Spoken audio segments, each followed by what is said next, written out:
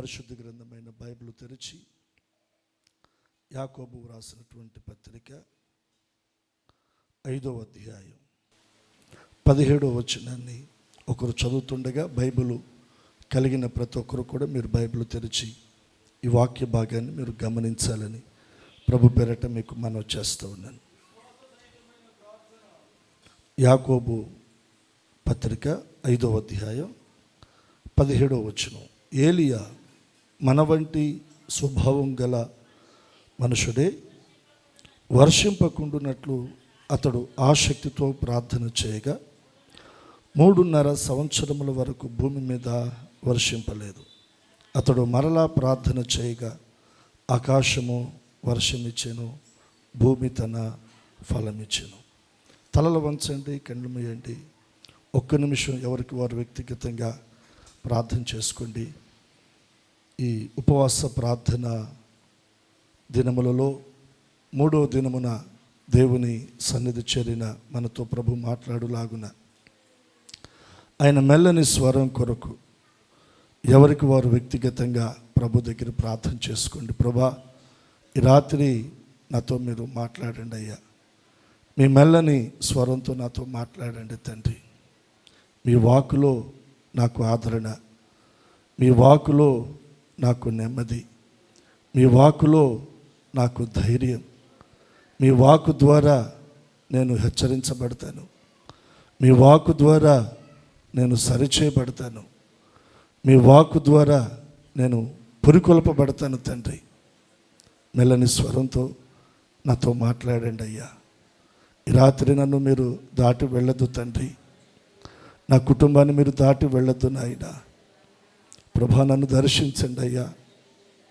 దావీదు కుమారుడా, నన్ను దర్శించండి అయ్యా అని ప్రార్థిస్తున్న ప్రతి ఒక్కరిని ఈ రాత్రి ప్రభు దర్శించబోతూ ఉన్నాడు. పరిశుద్ధాత్మ దేవుడు దర్శించబోతూ ఉన్నాడు. ఆయన తన మెల్లని స్వరాన్ని నీకు వినిపింప చేయబోతూ ఉన్నాడు. నీ ఆలోచన, తలంపు, మనసులో ఉన్న ప్రతి భయాన్ని నా దేవుడు తన వాక్కు ద్వారా తొలగించబోతూ ఉన్నాడు. ఓ నెమ్మది నీ హృదయంలో దేవుడు కలగ చేయబోతూ ఉన్నాడు. ఓ ప్రశాంతత నీ కుటుంబంలో నా దేవుడు కలగ చేయబోతున్నాడు. ఆయన సన్నిధి నువ్వు అనుభవించబోతూ ఉన్నావు. ఆయన ప్రసన్నత నిన్ను కమ్మబోతూ ఉంది. నా దేవుని అభిషేకము నీ తల మీదకి దిగబోతూ ఉంది. అద్భుతము జరిగే దినం ఇది. ఒక బలమైన అభిషేకాన్ని పొందుకునే గడియ ఇది. యేసయ్యా అని నోరు తెరిచి ప్రభా నాతో మాట్లాడండి అయ్యా, నాతో మాట్లాడండి అయ్యా అని మొరపెట్టగలిగితే, ప్రార్థించగలిగితే మన మధ్యన సంచరిస్తున్న పరిశుద్ధాత్మ దేవుడు మన హృదయాలను తట్టి మనతో మాట్లాడి బలపరచబోతూ ఉన్నాడు. పరిశుద్ధ తండ్రి, మీ కొందనాలు. ఈ 40 దినముల ఉపవాస ప్రార్థన కుడికిలో 3వ దినాన మీ సన్నిధిలో ఉండటానికి కృప ఇచ్చారయ్యా. ఇంతవరకు పాటల ద్వారా మీరు మహిమ పొందుకున్నారు. ప్రభా, నీ పక్షంగా నిలబడి నన్ను సంపూర్ణంగా మీ సులువు చోట్ను మరుగు చేయండి. మా అందరితో మీరే మాట్లాడండి, దర్శించండి, దీవించండి, మహిమ పొందండి. యేసు నామమున ప్రార్థించి అడుగుచున్నాము తండ్రి, ఆమేన్. ఆమేన్. సంతోషంగా అందరం చేతులెత్తి దేవునికి మనం స్తోత్రం చెల్లిద్దాం. ఉపవాస కూడికలను బట్టి మాకు చాలా సంతోషంగా ఉంది అన్నవారు మరొకసారి చెప్దాం. చాలా సంతోషం. గత 2 దినాలు ప్రభు తన సన్నిధి ఉంచి తన ఆత్మచేత ప్రభు నడిపించారు. 3వ దినానికి కూడా ప్రభు తన సన్నిధి ఉంచి ఇంతవరకు మనలను నడిపిస్తూ వచ్చారు. ఇక ముందు కూడా ప్రభు తన ఆత్మచేత మనలను నడిపించునుగాక. ఈ ఉపవాస కూడికల ద్వారా మన ఆధ్యాత్మిక అనుభవాలు పరిశుద్ధాత్మ దేవుడు నూతన పరచునుగాక. రూపాంతర అనుభవంలోనికి మనము నడిపించబడుదుముగాక. క్రీస్తు స్వారూప్యం మనలో కనబడునుగాక. చదువుబడిన వాక్య భాగాన్ని మరొకసారి నేను చదువుతుండగా మీరు నాతో కలిసి మాటలు చెప్పాలని ప్రభు పేరట మీకు తెలియచేస్తూ ఉన్నాను. యాకోబు రాసినటువంటి పత్రిక 5వ అధ్యాయం 17వ వచనం 18వ వచనాన్ని మనం చదువుకున్నాం. మరలా నేను చదువుతుండగా నాతో పాటు ఈ మాటలు మీరు కూడా చెప్పండి. ఏలియా మన వంటి స్వభావము గల మనుషుడే వర్షింపకుండునట్లు అతడు ఆసక్తితో ప్రార్థన చేయగా 3.5 సంవత్సరముల వరకు భూమి మీద వర్షింపలేదు. అతడు మరలా ప్రార్థన చేయగా ఆకాశము వర్షమిచ్చెను, భూమి తన ఫలమిచ్చెను. ఈ వాక్య భాగాన్ని ప్రభు మనందరి వినికిడిలో దీవించును గాక. ఈ రాత్రి ఒక విషయాన్ని మీ దృష్టిలోనికి లేదా మీ వినికిడిలోనికి తీసుకొని రావాలని పరిశుద్ధాత్మ ప్రేరణతో నేను ప్రేరేపించబడుతూ ఈ మాటలు ప్రార్థన పూర్వకంగా నేను మీతో పంచుకుంటూ ఉన్నాను.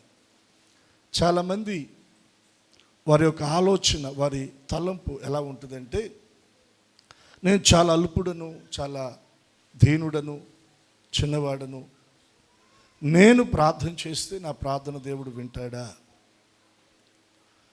నా ప్రార్థన ద్వారా దేవుడు గొప్ప కార్యాలు చేస్తాడా?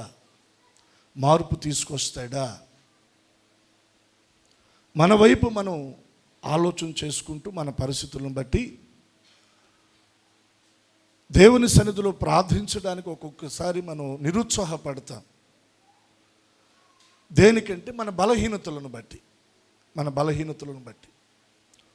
ఒకవేళ అటువంటి ఆలోచన, అటువంటి నిరుత్సాహంలో నీవు ఉంటే, ఈ రోజున ఈ వాక్యం ద్వారా పరిశుద్ధాత్మ దేవుడు మనతో మాట్లాడుతూ ఉన్నాడు.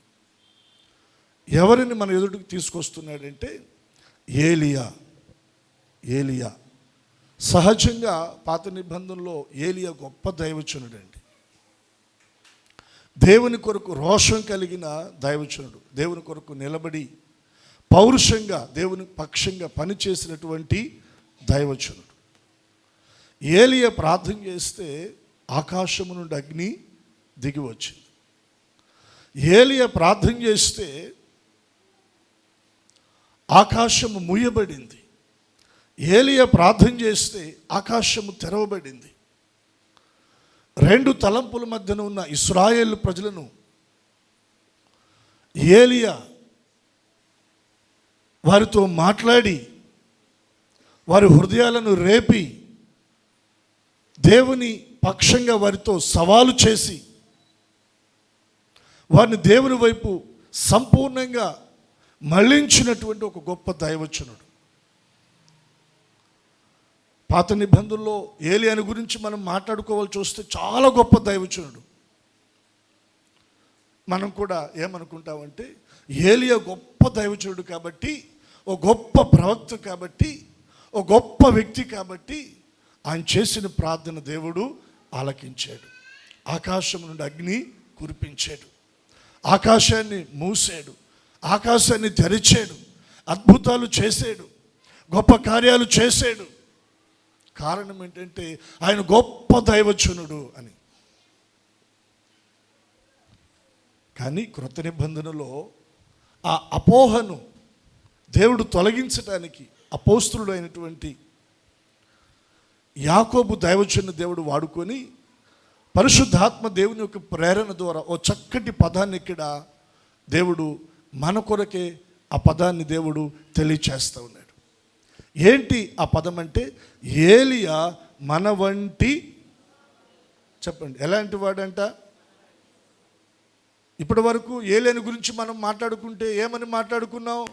అతడు గొప్ప దైవజనుడు, గొప్ప ప్రవక్త, గొప్ప వ్యక్తి, దేవుని కొరకు రోషం కలిగిన వాడు, పౌరుషం కలిగిన వాడు, సమర్పణ కలిగిన వాడు, ప్రతిష్టత కలిగిన వాడు, గొప్ప దైవజనుడు. ఆయన గొప్ప దైవజనుడు అయినప్పటికీ కూడా అతడు మన వంటి. ఏలియా కూడా ఏ స్వభావం చెప్పండి? మన వంటి స్వభావమే. ఈ రాత్రి అయ్యో నేను అల్పుడను, దీనుడను, ఎన్నిక లేనివాడను, కొద్దివాడను, చిన్నవాడను, నా ప్రార్థన దేవుడు వింటాడా? నా ప్రార్థన దేవుడు ఆలకిస్తాడా? నా ప్రార్థన ద్వారా నా కుటుంబంలో కార్యాలు జరుగుతాయా? నా ప్రార్థన ద్వారా నా భర్త మారతాడా? నా ప్రార్థన ద్వారా నా పిల్లల భవిష్యత్తు దీవెనగా మలచబడుతుందా అని ఒకవేళ నువ్వు నిరుత్సాహపడుతున్నావా? నీ వైపు నువ్వు చూసుకొని, నీ పరిస్థితులను నువ్వు చూసుకొని, నీ బలహీనతలను నువ్వు చూసుకొని ఒకవేళ నువ్వు నిరుత్సాహపడుతుంటే, ఏలియాను గురించి పరిశుద్ధాత్మ దేవుడు జ్ఞాపకం చేస్తూ అంటున్నాడు, ఏలియా కూడా నీ వంటి స్వభావం కలిగిన మనుషుడే. ఏలియాలో కూడా భయం ఉంది, ఏలియాలో కూడా పిరికితనం ఉంది, ఏలియా కూడా భయాన్ని బట్టి పారిపోయిన వాడే, అరణ్యానికి వెళ్ళిపోయిన వాడే, మరణాపేక్ష కలిగిన వాడై ఇక చాలయ్యా, నా పితరుల కంటే నేను గొప్పవాడినేమి కాదు, ఇక నన్ను నువ్వు తీసుకో అని మరణాన్ని కోరుకున్నవాడే, మరణాన్ని కోరుకున్నవాడే. చాలామంది వాళ్ళు ఎదుర్కొంటున్న పరిస్థితులను బట్టి నిరాశపడి నిస్పృహలో ఇక చాలు అనుకున్నటువంటి వారు లేరా? భయపడుతున్న వారు లేరా? పిరికి వారు లేరా? ఈ రోజున పరిశుద్ధాత్మ దేవుడు మనకు జ్ఞాపకం చేస్తున్నాడు, నువ్వు పిరికివాడువా? ఏలియా కూడా పిరికివాడి. నువ్వు భయపడుతున్నావా? నీ ముందున్న పరిస్థితులను బట్టి ఏలియా కూడా భయపడ్డాడు. కొన్ని పరిస్థితులు జయించలేక ఒకవేళ పారిపోతున్నావా? మరణాపేక్ష కలిగిన వాడై ఇక చాలా అనుకుంటున్నావా? ఏలియాలో కూడా ఈ స్వభావాలు కనబడుతున్నాయి. కానీ అతడు ప్రార్థన చేస్తే ఆకాశము ముయ్యబడిందంట. అతడు ప్రార్థన చేస్తే ఆకాశము తెరవబడింది. కారణం ఏంటి? దానికి ఒక్క కారణం అండి. ఏంటి ఆ కారణం అంటే, ఆ 17వ అధ్యాయంలో వ్రాయబడినటువంటి మాట, ఏలియా మన వంటి స్వభావం గల మనుషుడే, వర్షింపకుండునట్లు అతడు ఆసక్తితో ప్రార్థన చేయగా. ఏలియాలో ఏముంది చెప్పండి? ప్రార్థించడానికి ఏముంది? అతడు ప్రార్థించేటప్పుడు ఎలా ప్రార్థన చేశాడు? ఆసక్తితో ప్రార్థన చేశాడు. అతని ప్రార్థనలో ఆసక్తి ఉంది.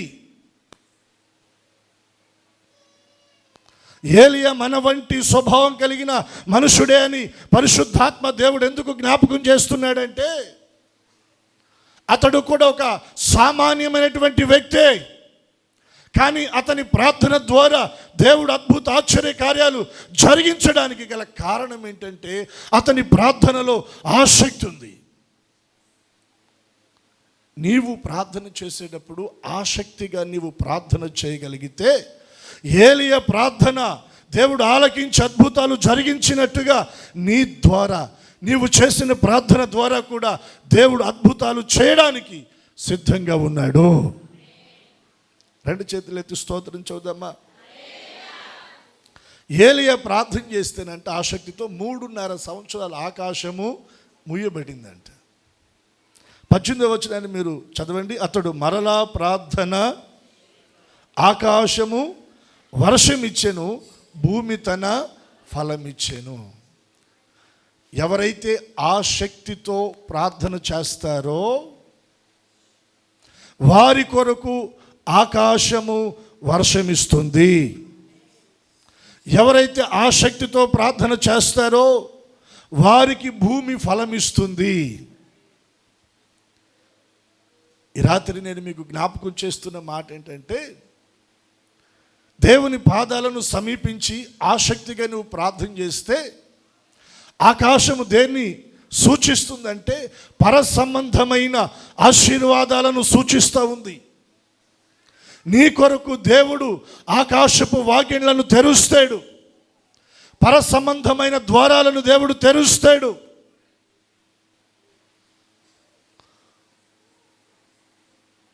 పర సంబంధమైన దీవెన ఆశీర్వాదాలు నిండుగా మెండుగా నువ్వు అనుభవించడానికి నీ జీవితంలో నువ్వు కలిగి ఉండవలసింది ఏంటంటే ఆసక్తి కలిగి ప్రార్థించడానికి నువ్వు సిద్ధంగా ఉండాలి. మన వంటి స్వభావం కలిగిన ఏలియా ప్రార్థన చేయగా అతడు చేసిన ప్రార్థనలో మనం ఏం గమనిస్తున్నామంటే ఆసక్తి. ఈ 40 దినాల ఉపవాస ప్రార్థన కూడికలో ఆసక్తి కలిగి నువ్వు ప్రార్థిస్తే నీ కొరకు ఆకాశము తెరవబడబోతా ఉంది. భూమి నీ కొరకు ఫలం ఇవ్వబోతా ఉంది. ద్వితోపదేశ ఖండంలో చక్కటి మాట రాయబడిందండి. ఆ మాట నేను చదివించి ముందుకు వెళ్తాను. 28వ అధ్యాయం. అందరూ కూడా మీరు ఈ మాట చూడాల. ద్వితోపదేశ ఖండం 28వ అధ్యాయం.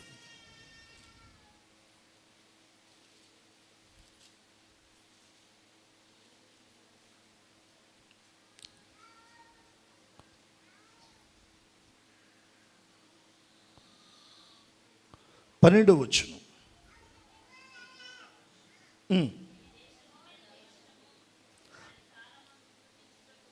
యెహోవా నీ దేశం మీద వర్షము దాని కాలమందు కురిపించుటకును, నీవు చేయు కార్యమంతటిని ఆశీర్వదించుటకును ఆకాశమను తన మంచి ధనానిధిని. ధనానిధి ఎక్కడుంది? ఆకాశములో ఉంది. ఏలియా ప్రార్థన చేస్తే ఆకాశము తెరవబడింది. నీతి అనే దేవుని వర్షము, కృప అనే దేవుని వర్షము, ఆశీర్వాదం అనే వర్షము ఆకాశము నుండి దేవుడు కురిపించాడంట. భూమి ఫలించి పంటనిచ్చిందంట.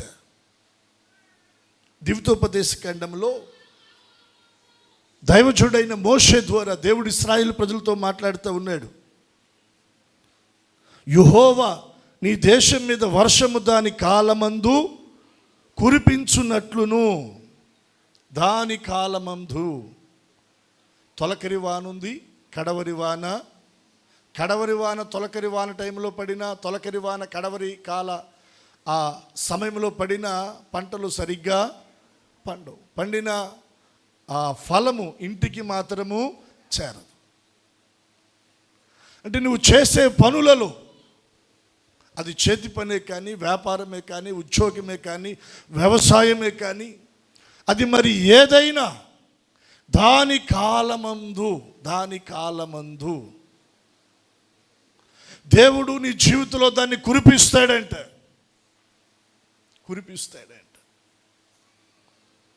అది దేశమే కావచ్చు, ఒక ప్రాంతమే కావచ్చు, ఒక కుటుంబమే కావచ్చు, ఒక వ్యక్తి జీవితమే కావచ్చు.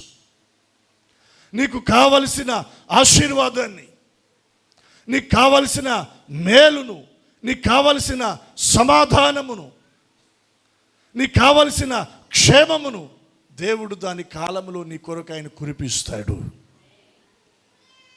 కురిపించడానికి దేవుడు ఏం చేస్తా ఉన్నాడంట? నీవు చేయు కార్యమంతటిని ఆశీర్వదించుటకు. నువ్వు ఏది చేసినా దానిని ఆశీర్వదించడానికి దేవుడు ఆకాశం అనే మంచి ధనానిధిని ఆయన తెరుస్తాడంట. అందరం చేతులెత్తి స్తోత్రం చెల్లిద్దాం. ఇలా ఊపుతూ చెప్దామా? దేవుడు ఏం కురిపిస్తున్నాడు చెప్పండి? ఆకాశము అను తన మంచి ధనానిధిని దేవుడు తెరచి ఆశీర్వాదాన్ని కురిపిస్తూ ఉన్నాడు. ఆశీర్వాదం అనే వర్షము దాని కాలమందు కురుస్తూ ఉంది. కొంతమంది వారు భవిష్యత్తును గూర్చి, పిల్లల వివాహాలను గూర్చి, గర్భఫలాన్ని గూర్చి, వ్యాపారాన్ని గూర్చి, ఉద్యోగాన్ని గూర్చి ఎదురు చూస్తూ ఒక్కొక్కసారి వారు నిరుత్సాహపడుతూ ఉంటారండి. అయితే ఈ రాత్రి నీవు ఆసక్తి కలిగి దేవుని పాదాలను సమీపించి ప్రార్థించగలిగితే, తగిన సమయంలో దేవుని యొక్క ఏర్పాటులో, నిర్ణయ కాలములో దేవుడు ఆకాశమును మంచి ధనానిధిని తెరచి ఆయన నిన్ను ఆశీర్వదించబోతా ఉన్నాడు.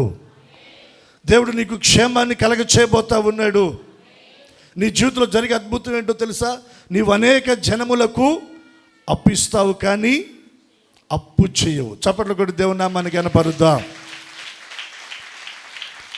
ఆకాశము తెరవబడితే నీ జీవితంలో ఇంకా శాపము లేదు, దరిద్రత లేదు, లేమి లేదు, నిందలు లేవు. నువ్వు పైవాడుగా దేవుని ద్వారా చేయబడతావు. దేవుని ద్వారా నీ తల ఎత్తబడుతుంది. నీకు ఒక మంచి పేరును, ఖ్యాతిని దేవుడు కలగచేసి సమాజంలో దేవుడు నిన్ను గణపరుస్తాడు. నీ చెయ్యి ఇలా ఉండదు, నీ చెయ్యి ఎప్పుడు కూడా ఇలా ఉంటుంది. స్తోత్రం చెప్పండి. ఈ ఉపవాస ప్రార్థన కూడికల ద్వారా మన చేతి ఇలా ఉన్న మన చేతిని దేవుడు ఇలా మార్చబోతా ఉన్నాడు. నమ్మిన వారు గట్టిగా చప్పట్లు కొట్టి దేవుని నామాన్ని గణపరుద్దాం.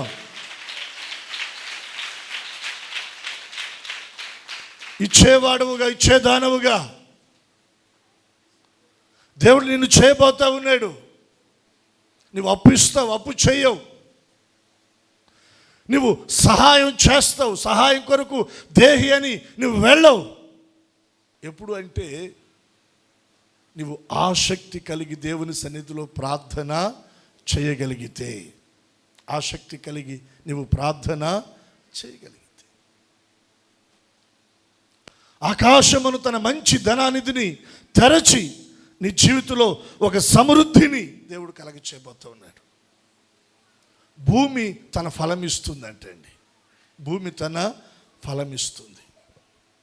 భూ సంబంధమైనటువంటి ఆ దీవెన ఆశీర్వాదాలను కూడా దేవుడు ఫలభరితంగా మన జీవితాలలో ఆయన మార్చబోతా ఉన్నాడు. దేవునికి స్తోత్ర. పేతురు భక్తుడు చెరసాలలో ఉన్నాడు. సంఘము ప్రార్థించింది.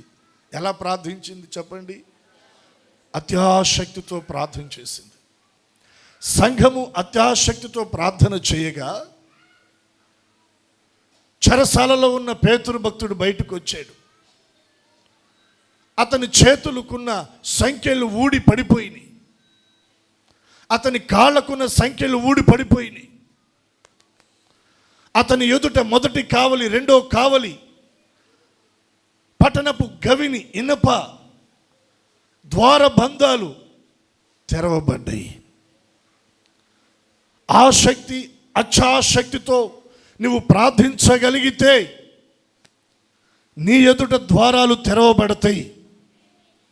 నీ చేతులకు, నీ కాళ్లకు వేయబడిన సంకెళ్ళు, బంధకాలు సంపూర్ణంగా తొలగిపోతాయి, ఊడి కింద పడిపోతాయి. దేవుడు నిశ్చయముగా నీ ఎదుట ద్వారాలు తెరుస్తాడు. అవి ఇత్తడి తలుపుల, ఇనప గడియల, ఇనప గవిన, ఒకవేళ అయిన వారే ద్వారాలు మూసారా, నా దేవుడు నీ ఎదుట ద్వారాలు తెరవబోతా ఉన్నాడు. అది కూడా ఎలా నీకు అనిపిస్తుందో తెలుసా? పేతురు భక్తుడు వెళతా ఉన్నప్పుడు మొదటి కావలి దానంతట అదే తెరుచుకుందంట. రెండో కావలి దానంతట అదే తెరుచుకుందంట. పట్టణానికి వెలుపల అది ఇనప గవిని, అది కూడా దానంతట అదే తెరుచుకుందంట. ఈ ద్వారాలు తెరుచుకుంటా ఉంటుంటే పేతురు అనుకుంటున్నాడు, నేను కలలో నేను ప్రయాణం చేస్తున్నాను, కలలో నేను చూస్తున్నాను, కలలో ద్వారాలు తెరవబడుతున్నాయి అని. కీర్తనలో రాయబడింది, మనము కల కనిన వారి వలె. ఎందుకు అలా ఉన్నామంటే మన దేవుడు మన కొరకు గొప్ప కార్యములను చేశాడు. దేవునికి స్తోత్ర. ఈ ఉపవాస ప్రార్థన కూడికల ద్వారా ఆసక్తి కలిగి దేవుని సన్నిధిలో ప్రార్థిస్తున్న మన జీవితాలలో ప్రభు జరిగించే కార్యాలు, గొప్ప కార్యాలు, అవి మనమే నమ్మలేనంతగా దేవుడు తన కార్యాలు జరిగించబోతా ఉన్నాడు. మన ఊహకు మించి, మన శక్తికి మించి, మన సామర్థ్యానికి మించి మనమే అనుకుంటాం కల కనిన వారి వలె మనము ఉన్నాము. అటువంటి కార్యాలను ప్రభు చేయబోతున్నాడు. దేవుడి మాటలను మనందరి వినికిడిలో దీవించును గాక.